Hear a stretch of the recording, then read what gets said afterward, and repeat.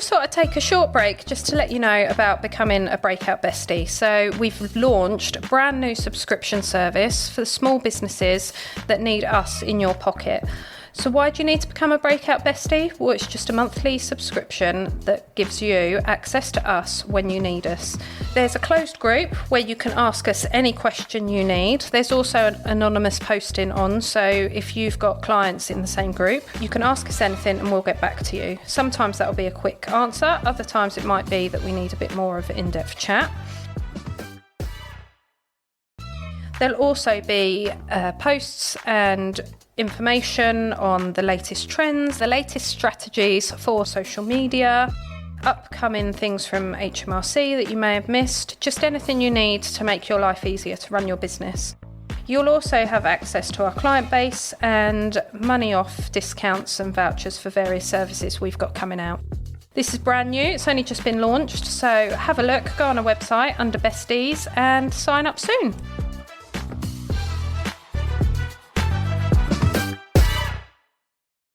You can get inspiration from other people, but you don't want to copy other people. It was a florist, so yes, if you're doing 12 long stem red roses, that's going to be exactly the same as another 12 long stem red roses. However, how's it packaged? Is it a paper bag? How's it tied? Is it tied with string or plastic? Or what's your values? What's your morals? What's you? How would you want those long stem red roses to look? So 2 bunches could look very, very different, but the product's the same.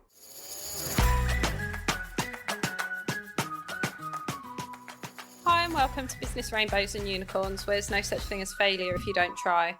This podcast is specifically for business owners or wannabe business owners. Say you've got a side hustle, or you've got a passion for something and you think it'd be absolutely amazing, or you see people that do amazing things with their passions and what they enjoy doing. Well, you can do that. So please subscribe, and we hope you enjoy listening to this episode.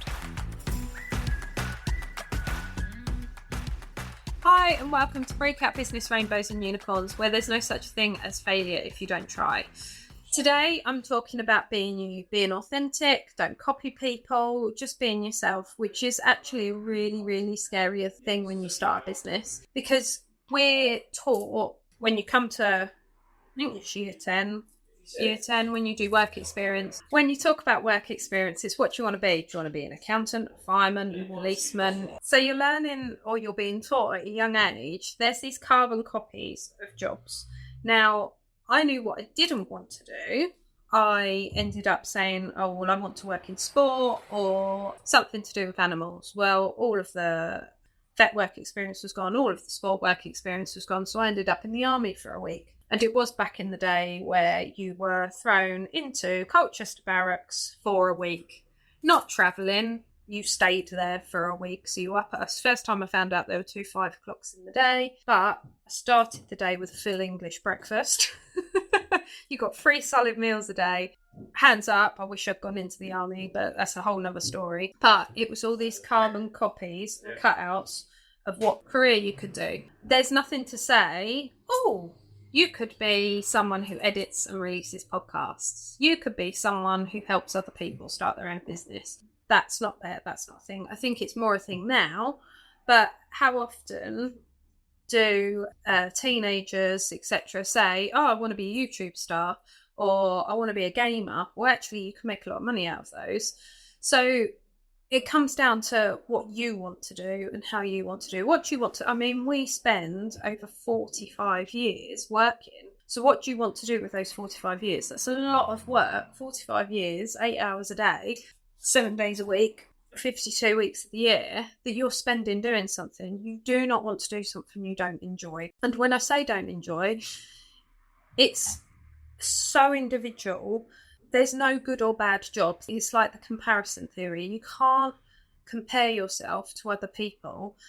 There's certain things I really, really enjoy that I know my friends just can't think of anything worse. It's like when I do people's self-assessments, I'm sat in front of a spreadsheet all day.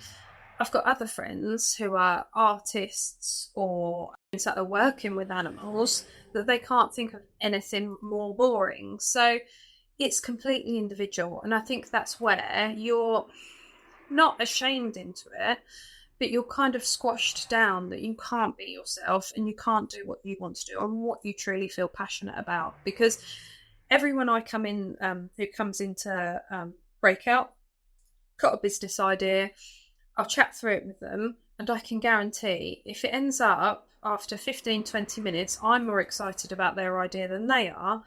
They haven't got that passion, they haven't got that drive. And if you don't have that passion and drive, and I'll refer you back to my interviews with Philippa Gunn, who's an artist.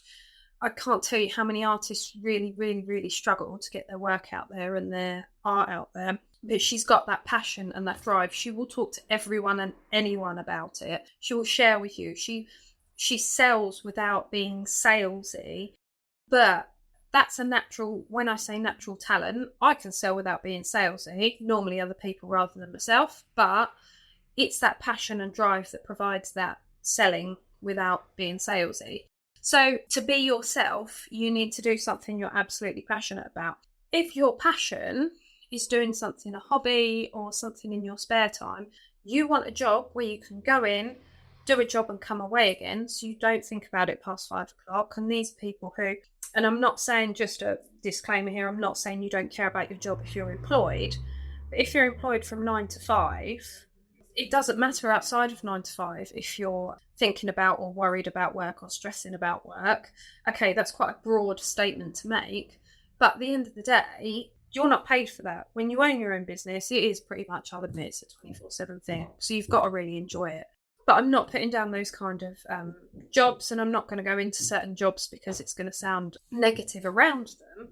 But at the end of the day, if you want to do that, you don't want to have to worry or stress about anything. You want to go in at 9, be given a list of what to do that list, come away again. That is absolutely, well, Bond doesn't want to, but that is exactly what you should be doing. That's your work. That's what you're passionate about. But you should never feel less of yourself or your job or your role because someone else wants to be a director, someone else wants to be an acrobat, whatever it might be. So it just comes down to you. At the end of the day, you're unique. You are your own person. And coming from a background of corporate and being employed, it didn't suit me. I couldn't come in. We could go down a whole conversation and rant about how, I think someone's probably seen the meme of it, where it's very much of like, oh, well, if I do work until 7 p.m. every night and I don't call in sick and I don't take my holiday, I'll be rewarded for it. No, you won't. No, you won't. They're just grateful that the job's being done for one person rather than employing someone else. So, yeah, as I say, every business is different, and I could do a whole nother episode on corporate roles. So, completely different. So, when you want to be yourself and start your own business, it's easy to have imposter syndrome and fall into oh my God, but they do it better than me, and easy to look at other people and what they're doing. So if we take beauty therapists, for example, beauty therapy and that kind of service is extremely popular at the moment. If you look around, I'm sure any local town in the UK, we have more than one, at least, if not more than 10 different beauty therapists. In Long Melford, I can tell you now, we've got more than 5 beauty therapists. So in Sudbury, there are at least 10 beauty therapists. And not to discredit what anyone does, but ultimately, if we take, they do loads and loads and loads of different services. But one service, they do nails. So you go, you can have painted gels, etc. As you can see, I'm not really a beauty therapy person, but that's what they do. But they're all busy. They're all booked up. I can tell you now that if I rung up the majority of them now, unless they've had cancellations, they will be booked for the next week, 2 weeks. I speak to a lot of the beauty therapists in Long Melford. They are booked up. I can easily get an appointment this week with them. But why? It's one service. It's not a need service. We're not talking about you need your nails done to survive. We're not talking about water, air or food. So why? Well, it's quite a thing now to look good, have your nails done, have facial, whatever it might be. But also they're all busy because they have their own individual business tone and style. They have their own brand, their own colouring, their own way of dealing with people. So if we just use nails as an example, hands up, I joke I don't have my nails done. Don't have my nails done because I'm actually quite precious about my nails because I've got nice nails without doing anything to them. And I've had good experiences and I've had bad experiences. The bad experiences have stopped me going to other beauty therapists. Hands up, kind of the wrong way to go about it because they will all be different. Also, hands up, it might have been a lack of my communication to explain exactly what I wanted. So if you think you're giving all of those different people a go, you will find a beauty therapist you really, really like. I joke with them, they're called beauty therapists for a reason because I will, or you will, sit and tell them everything. Like some of these beauty therapists know people's deepest, darkest secrets because they feel safe place in the room when they've got their head in the thing and they're having a lovely back massage. They relax enough and explain what they don't explain to anyone else. So they will have their own way of dealing with people. They'll have their own way of customer service. And if I did put all of those businesses side by side, there'll be different colours or all their branding, different colours, different fonts, different styles. If their branding's done well, you will get from that what kind of person they are, and they will ultimately attract different people. So going back to being you, I would be very, very different to if you went to someone else that did business support. So I know, for example, there's another company not too far away that do a very similar service. They're very, very corporate. Their priority is to help people that already have a lot of money. They've got that startup. They will help find investors. They can do the corporate business suit thing. We're not like that. We work together. So ultimately, it helps with that collaboration because I know if someone's going to walk through my door, if I can help them or not, or if I'm the best person to help them. And I truly believe that's the way we should all be, because if we can recommend and send business each way, so if you take beauty therapists in Long Melford, for example, a lot of them are at the beauty cave, they're all under one roof, there's several of them that do nails, they send clients to each other. Oh, I'm really busy. Oh, but I want it done for a wedding. Oh, well, I know she in the next room's free. So they send each other their way. There's no competition. They all help each other out, and it works because then you're self-employed, and ultimately if you can keep that business under that roof, excuse the pun, then they'll have that, oh, I helped them out for the wedding, but actually I'll go back to them. If you're then saying, no, I can't help, full stop, line under it, they might then go to Sudbury or someone completely different who will then talk them, oh, I'll do you a bit of discount. Oh, if you come back again. So then they've got that client long term. And for that kind of business, you want that repeat business and that client long term. A bit like hairdressers. I have my hair cut every 8 weeks.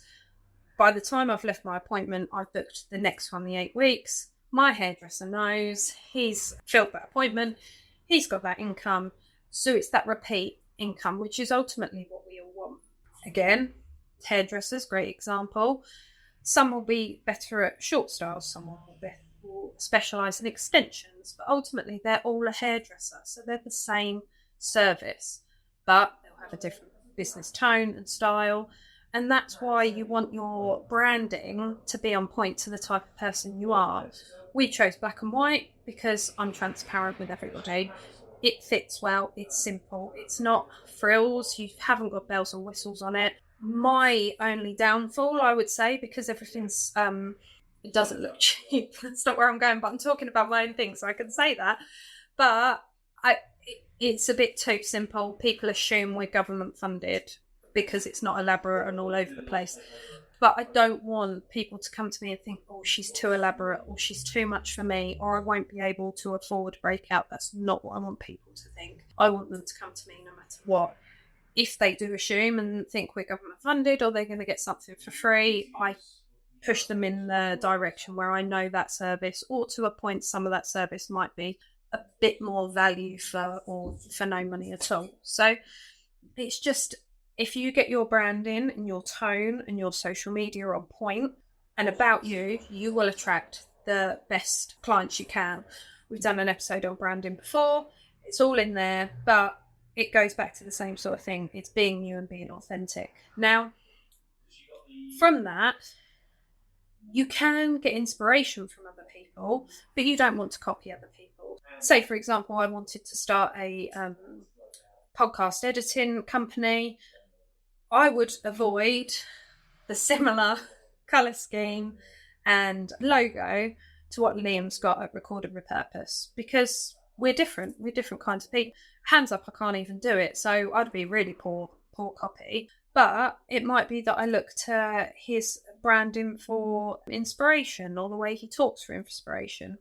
So when we started Breakout, one of the things we looked at was, we were a co-working space. So the other co-working space, there's WeWork, there's Regus, all in London. Very massive corporate companies, got huge offices, do meeting rooms, do similar, but not to the extent of what we do. We're very, very different.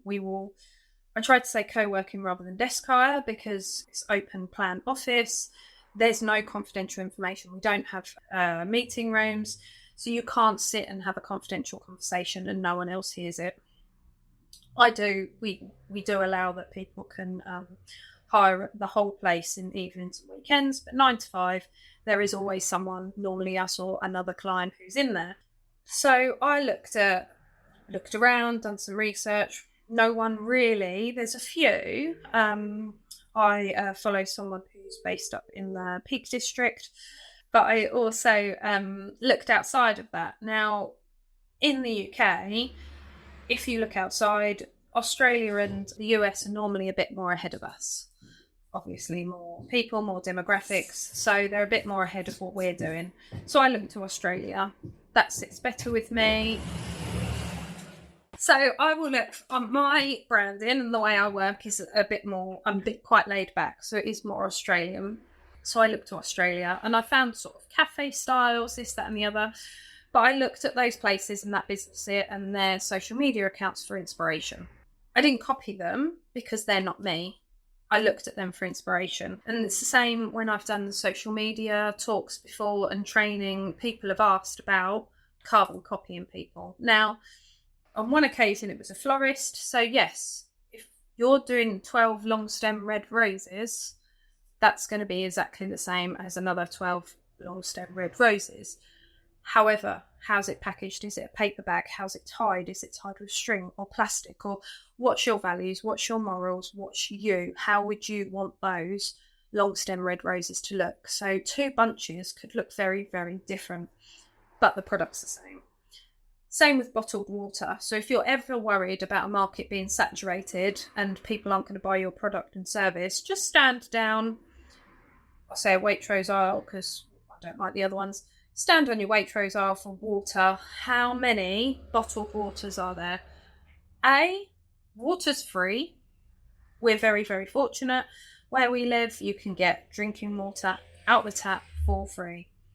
You're fortunate to live in Scotland and your water is absolutely awesome out the tap. We obviously live in Suffolk, where it's a hard water area, so it's pretty grim. You drink bottled water. Okay, so you buy bottled water. It ranges, the price point range, the branding range, you can get so many different versions of bottled water. It is crazy.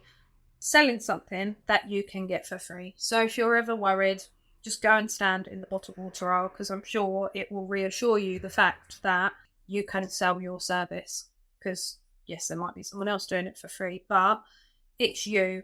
Evian is Evian. It's very, very different to Buxton, but still water, still bottled water. Same with an example of a service point of view, personal trainers. Squat's a squat. I can do a squat, you can do a squat. We can all sit down. I mean, we all sit on the low, so we know what a squat is. However, how's that squat taught? How's it explained to you? What's around it? Does your personal trainer work with you, or do they show you? Do they stand there and chat? What does that personal trainer do? They talk about, is it squats you want to do? Do you want a butt like Kim Kardashian? They want to know your aims, what you're interested in, how you work, and that's how you choose your personal trainer. Again, exactly the same thing. If you're saying I'm looking for a personal trainer, I'm looking for someone to train me at exercise. That's it. Not overcomplicating it. However, I reckon there's well over 100 personal trainers in Sudbury. But they're all different. Their personality might be completely different. There's some who might not want to work with me because of my goals and the way I work. I'm very laid back. You pretty much do need to give me a good kick in to get me moving and doing anything. Are they wanting to put up with that? Or do they want someone who's going to be there on the dot, ready to go? So it's their style, they're you. And because they're being themselves, and if they're being themselves and authentic, they would happily say, do you know what, I'm not the right person for you, because we're not going to get along, we're not going to work well together if they're not my people and I'm not their people. However, if they were trying to copy someone else or take everybody on, it's just not going to be a pleasant hour. That workout hour is not going to be nice. We're not going to enjoy it. They won't enjoy it, I won't do it. So that's why it's important when they're posting everything out, they're putting themselves out there just to be themselves, and all of a sudden they will attract all of the right clients to them. So what happens when it does happen, when people copy you? Well, it comes down to how you've prepared for it. So it's whether it's product or service, trademarking your name, patenting your product. All of that is you need to prepare for the worst case scenario. It's a bit like putting contracts in place. Those contracts and terms and conditions, as much as I hate doing it, but it's preparing you for the absolute worst case scenario. You are covering yourself in case it happens. I recently read Sarah Davies' book. She talks about patents in there. Honestly, if you're looking at creating a product, or even if just your own business, go and buy it, have a read through, because I think her page further on down the line in the book was they have issues with copies and patents on a regular basis now. So they've got a legal team involved. But she learnt a lesson in that. So as I say, read the book. It's well worth it, especially if you're creating a product. But as well, on your trademark side of things, on your social media, what's your social media name? So your business name will drive your social media name, will drive your web handle. How's that all going to flow through and work? Do you need to trademark that business name? Because if you haven't covered yourself, if you haven't prepared yourself for it, you will have issues with it. And it's horrible. It's not nice. You don't want to be copied. Similar to so Breakout Long Melford, a lot of the branding, marketing material, it's a lot about me and it's surrounding me. Nisha in our team, who does all our social media, and bless her, has to edit a lot of videos and pictures and images for all our posts. Bit sick of my face, don't really blame her, but you can't copy me, you can't get me anywhere else. So, and it is the fact, it's a bit like having the nerd on board. Again, you can't copy him, you won't find him anywhere else. So that's who we post about, that's who we sell. It's that personalised service that no one can copy.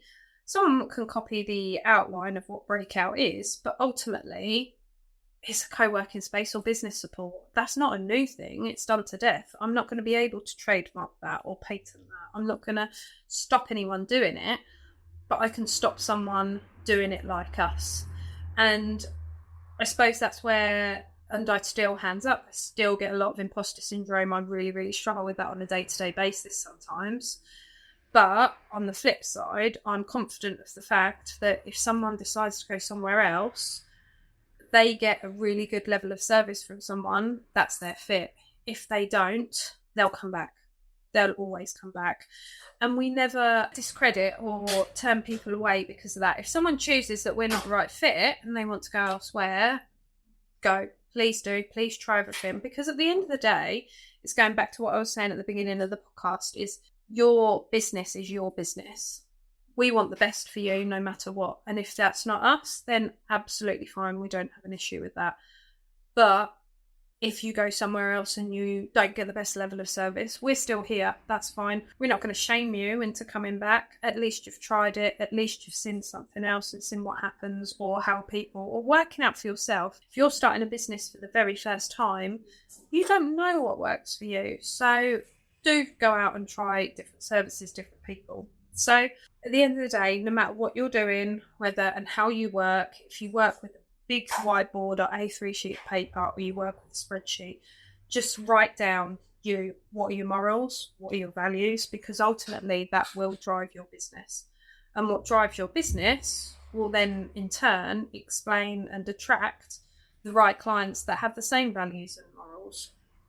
So just have a think. And as always, if you've got any questions, and hands up, it's a bit like when we talked about ideal clients. I thought everyone's my client. I want to sell to everyone. So don't just promise me you'll be yourself, because people will try and copy you, but they can't. No one can ever be you. So if you're worried about anything, as always, drop us a message. Our DMs are always there. Our emails are always there. If you know of someone who needs a bit of help and advice with this, please share the podcast with them.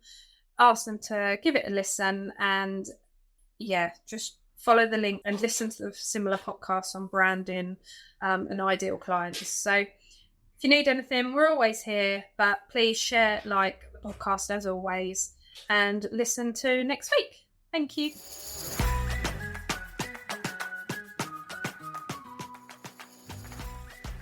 Thanks for listening to this episode. We really hope you've enjoyed it. If you have, please share with a friend who you think needs a bit of help with starting a business, or even their small business which they've already got going.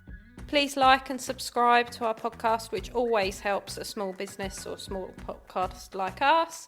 And check the show notes. We all have everything in there relating to the episode which you might need, might want to read, and links to anyone we've interviewed and certain subjects we've spoken about. And thanks for listening.